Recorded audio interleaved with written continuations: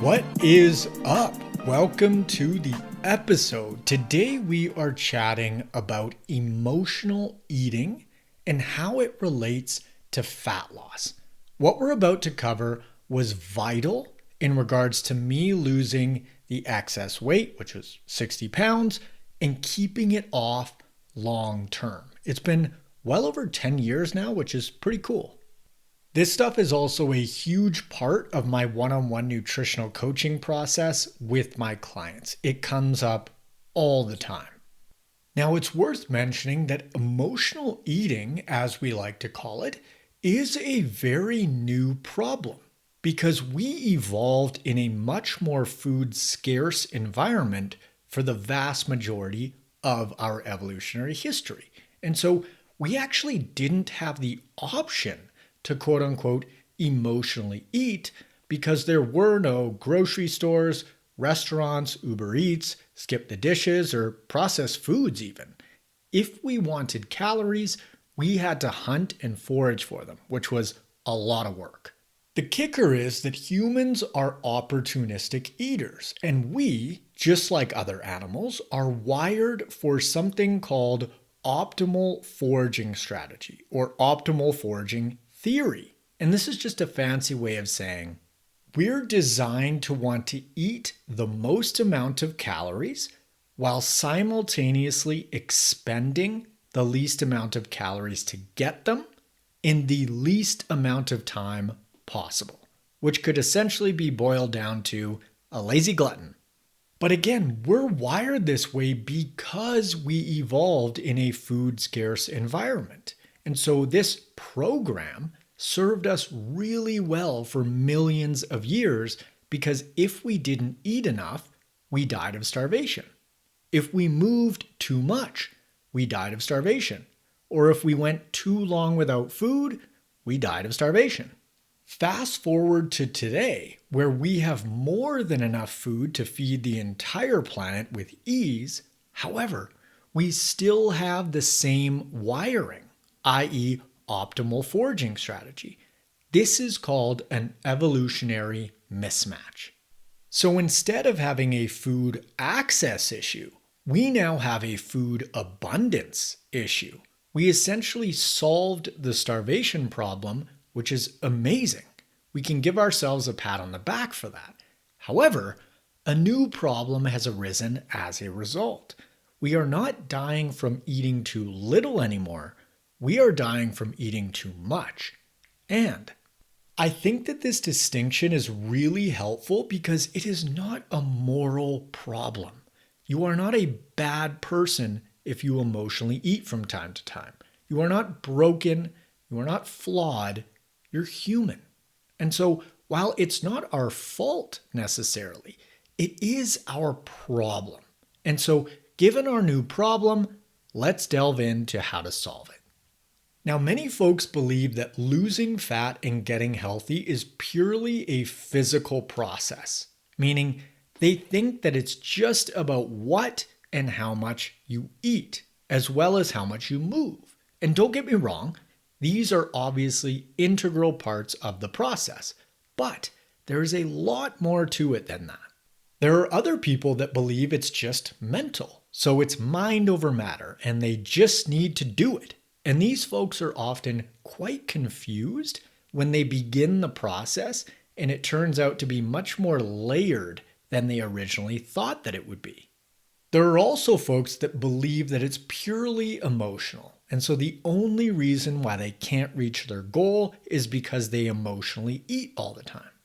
The truth is that the process of losing fat and getting healthier is physical, mental, and emotional, meaning if this is something that you want, it's going to require addressing all three aspects because our bodies have physical requirements, our minds play a huge part in our food decisions and our day-to-day lives, and so do our emotions.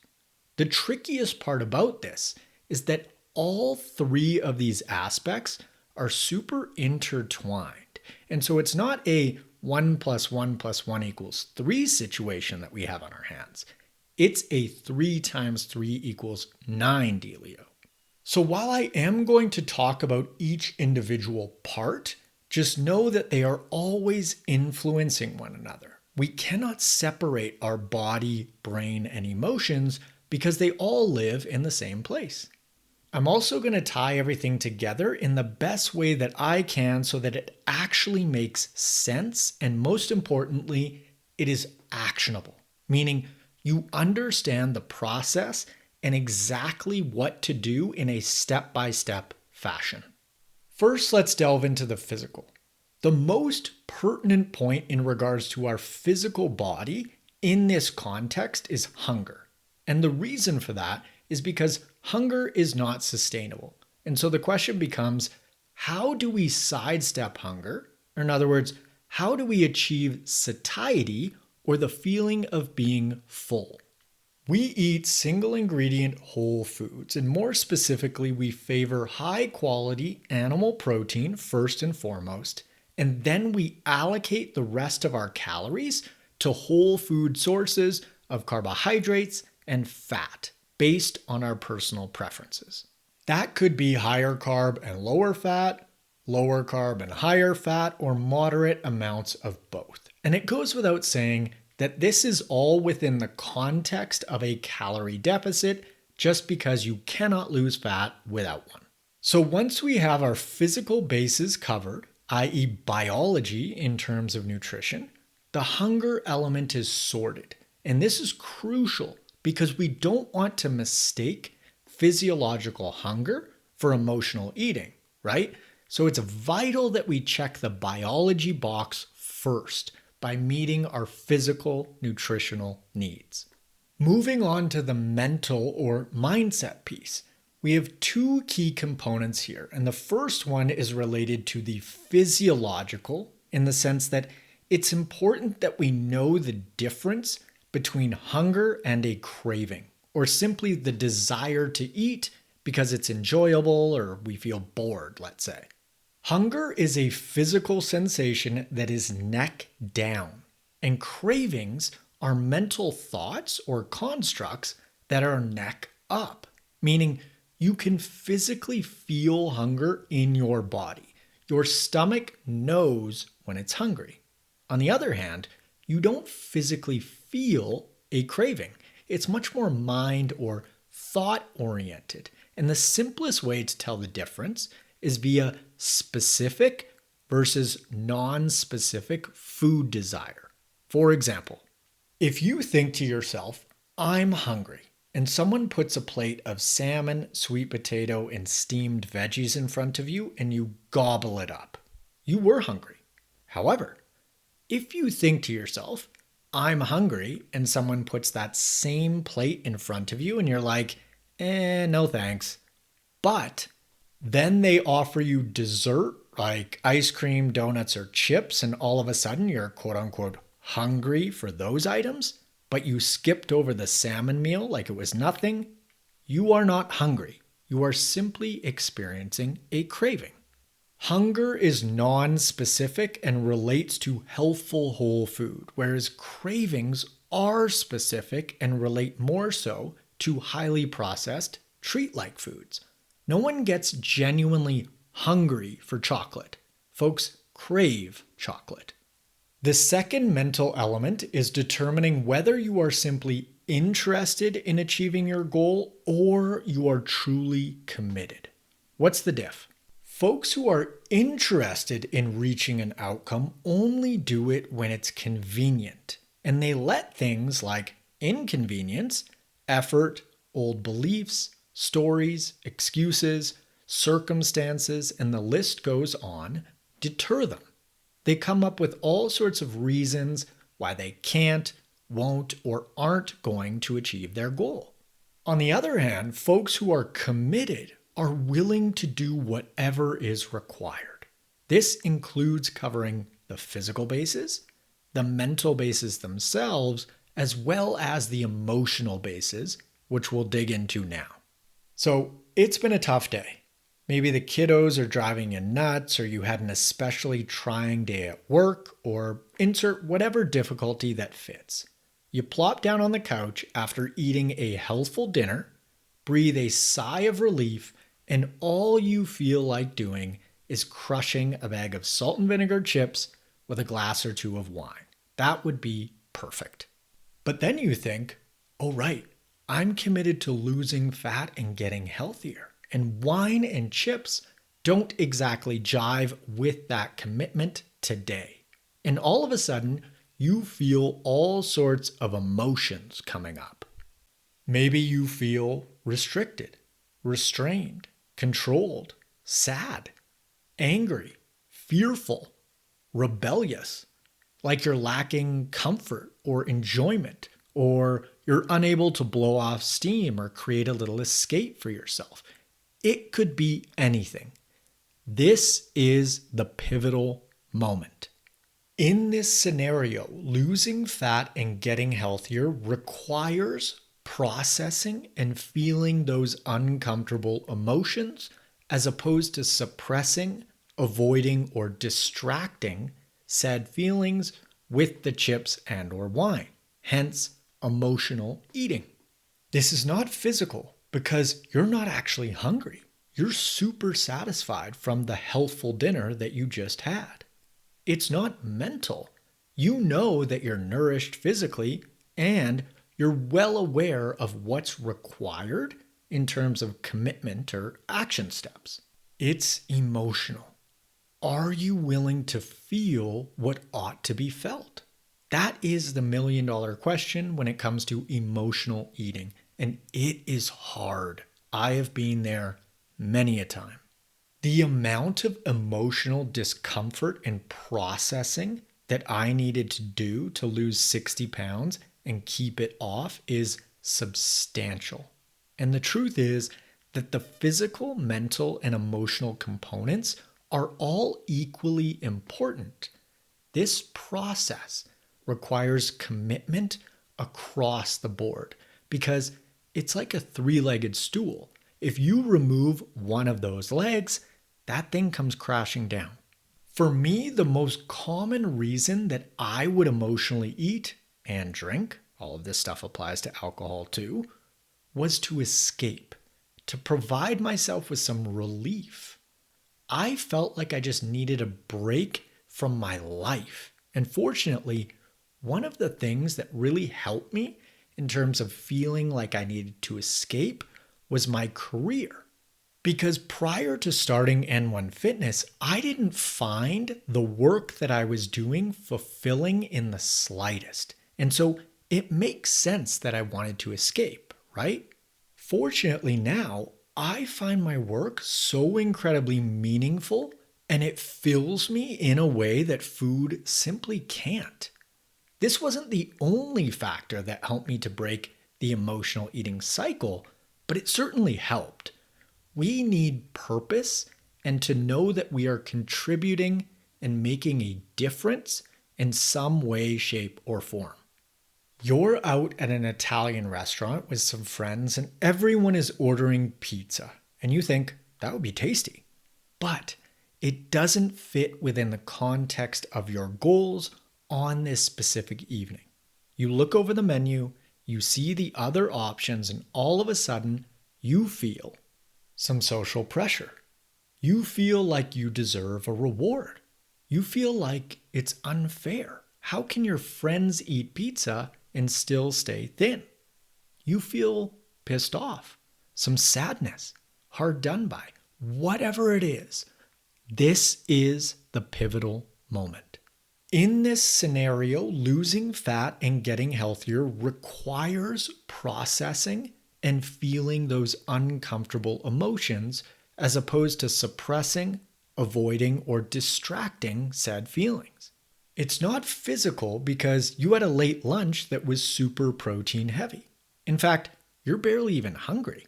You feel like a small protein-rich appy would do the trick. It's not mental. You know what's required in order to achieve the result that you are after. It's emotional. And this is where the big picture commitment piece becomes so difficult because that commitment requires feeling it all. And if that's not something that you're willing to do, that is totally okay. There's no judgment here. You don't have to lose fat. You don't have to do anything except acknowledge that it's an interest, not a commitment. And there is nothing wrong with that.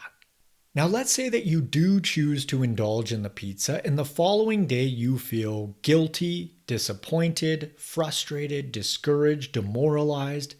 Yet another pivotal moment arises. Are you going to process that emotion or emotions, learn from the experience, and alter your approach accordingly moving forward? Or do you let it spiral into a woe is me? Why is this so hard? Why can't it be easier? I might as well just give up sort of situation. One of the most detrimental perspectives in terms of the fat loss process is when folks expect it to be different than it actually is. They want the input that they are willing to put in to yield the result that they want it to yield, as opposed to the requirement being the requirement. This is a recipe for discontent because it's like wanting to become a medical doctor, which requires about 10 to 12 years of formal education, yet at the same time insisting that you only do 5 or 6 years and still earn the qualification. I remember finding out about calorie counts of certain foods and actually being mad about it. I was like, no way, that cannot be. A single pizza has 2,000 calories. A pint of ice cream is over 1,000 calories. Like, I felt as if it was unfair or shouldn't be that way. And the reality is that it just is what it is. The requirement is the requirement. And so getting hung up like I was in terms of wishing that it were a different way is just a giant waste of time. And so the sooner that we can accept what is, the freer and the more empowered we're going to feel.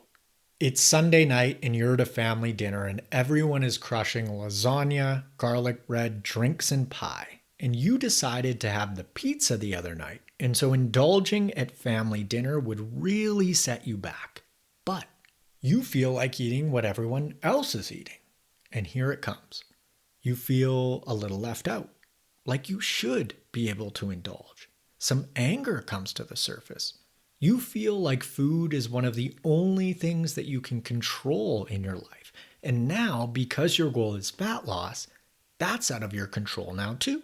This is the pivotal moment. Are you willing to accept that these are the feelings that are coming up without judging them or changing them or suppressing them, but just feeling them?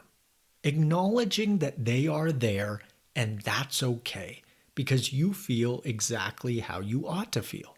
Acknowledging and processing these feelings are a part of the process itself, a part of your commitment to losing fat and getting healthier. It is not physical. Those bases are covered. It's not mental. You know what's required. It is emotional in this instance.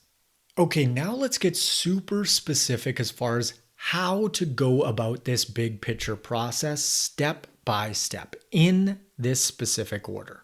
1. Address the physical by favoring single ingredient whole foods for the vast majority of your calorie intake, because if you don't, you may actually believe that you are emotionally eating, but you very well could just be hungry or nutritionally deficient. Genuine hunger is not sustainable. Cravings are manageable, hunger is not. 2. Keep the distinction between hunger and cravings in the front of your mind because so many folks do not know the difference between the two. Cravings are neck up, hunger is neck down. Cravings are specific, hunger is non-specific. Also, be honest with yourself about whether you're just interested in achieving your goal or you are truly committed, because there is a massive difference. 3. Feel what you ought to feel and be sure that you don't expect yourself to go from emotionally eating and or drinking 10 times per week to 0 times. This is a process. It's hard and it's not going to be perfect, nor does it need to be. As far as how to process emotion goes, there are a whole bunch of different ways that tend to resonate for different folks, but I'll share a few with you now. Both the most obvious and most powerful way to process emotion is via crying. There's nothing like having a good cry. It's typically quite painful, yet oddly satisfying at the same time. Another one is just to acknowledge the factual nature of the feeling itself, or essentially just observe it, almost like a scientist. It's like, interesting. I'm feeling angry right now because I feel like eating something, and yet I'm choosing not to. That is fascinating. You don't need to judge the feeling, repress it, ignore, or even change it. You can just observe it and acknowledge that it is there. It is not a bad feeling. It is not a good feeling. It is not a feeling that you should or shouldn't have. It's just what you're experiencing in this moment. Another super helpful way to process emotion is via writing. Now, I'm not saying whip out a notebook and scribble away in a social setting, unless you want to. But if your environment is writing conducive at that time, then by all means do it. Or feel free to do it after your social commitment. You can also just voice what you are feeling to a friend, family member, partner, etc. And this is just a verbal version of the writing process. This is really powerful as well because it may spark a super insightful conversation between you and the person that you are sharing with. Maybe it's something that they're struggling with as well, and you had no clue. Meditation and or breath work is another super helpful tool to process emotion, and you can even identify where the emotion is in your body, which can be super cool because while you can't physically see this stuff, it is there. It's sort of like the wind in that way. For example, maybe some anxiousness or fear comes up and you can physically feel it in the pit of your stomach. Or perhaps you feel some anger boil to the surface and you find yourself clenching your jaw. You can actively breathe into these areas of your body and release or at least ease up on some of that tension.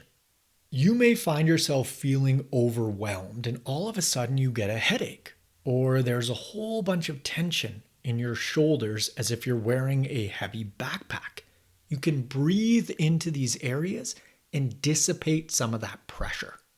Movement, specifically outside in nature, is another amazing way to process emotion. A lot of folks find that walking, or even things like lifting weights or going to a boxing class, helps them to release anger, fear, angst, depression, and the list goes on. Sleep is a great way to process emotion, and one of the ways that we do so is via dreams, which is so cool.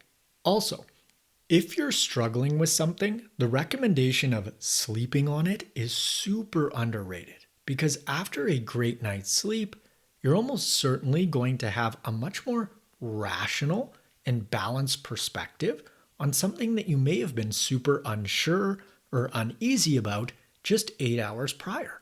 I've experienced this so many times. There are 1,000,001 ways to process emotion. The important thing isn't the how, but rather what works for you as an individual. So, just to reiterate, make sure to cover your physical bases first via quality nutrition and enough of it, because it's easy to mistake emotional eating for inherent biological drives. Keep the hunger versus craving distinction front of mind, as well as the difference between interest and commitment. And finally, feel, which is the emotional element that is required for this process. The path to what you want isn't around, it's through. If you're interested in applying for one-on-one nutritional coaching and or workout design with me, you can click the link in the description below or head on over to n1fitness.com/coaching. If you're digging the pod and you'd like to, feel free to leave it a review on your favorite podcast platform. And you can follow me on Instagram at N1 Fitness, on TikTok at the N1 Fitness, and on YouTube on Marcus Sadu /N1 Fitness. If you'd like to stay up to date on the newest episode releases, you can hit the subscribe button. Thanks for tuning in. I hope that you found this episode useful, and I will catch you on the next one. See ya!